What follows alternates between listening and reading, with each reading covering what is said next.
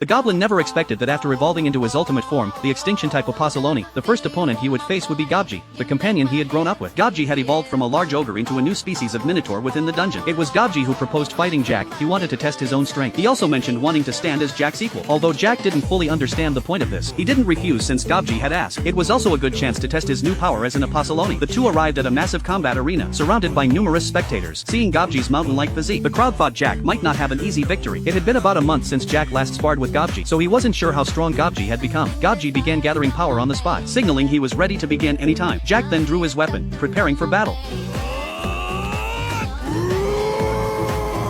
In their very first exchange, sparks flew intensely. Though Jack was smaller in size compared to Gobji, he didn't falter in the clash. He even managed to block Gobji's massive axe. Jack realized Gobji's axe was incredibly hard and extremely heavy. Probably no one but Gobji could even lift it. Then Gobji charged straight at Jack. Jack was surprised by Gobji's speed. With no time to think, he focused on deflecting the attack. Unexpectedly, Gobji's axe burst into flames, forcing Jack to leap back. The spectators were also shocked. They had never seen Gobji fight like this. It seemed that due to a blessing's influence, Gobji could now control both fire and lightning. Against lightning, Jack had a skill that nullified it, so he could ignore that. But against fire, even with his resistance, he couldn't fully defend. Gobji taunted, "Is running all you can do, Jack?" Jack was still thinking of a counter-strategy. When it came to flame manipulation, Gobji might even surpass him. Before Jack could think further, Gobji launched another assault, charging forward. Jack watched Gobji closing in, almost as if waiting motionless, but Jack wasn't giving up. In fact, he felt more exhilarated than ever. It had been a long time since he last felt this way. It was incredible. Jack realized that with Gobji's current eye structure, he probably couldn't see behind himself. With that in mind, Jack came up with a plan. He launched a water-based attack from behind Gobji. The moment it struck, Gobji unleashed a burst of force that sent Jack flying, then dealt with the sneak attack from behind. Jack smiled and said, "Still not enough, huh?" Then, Gobji generated a bull's head shape on his weapon and attacked Jack with it. But Jack realized it was a solid, physical blow, and the force behind it was immense. It turned out, this was an innate ability Gobji had added to his shield. Gobji kept pushing forward, trying to defeat Jack as quickly as possible. Jack hadn't expected Gobji to use such a move against a comrade. It seemed Gobji was truly determined to win. At that moment, Jack activated the adamantine strength he had gained through gluttony. This ability greatly enhanced all of Jack's powers.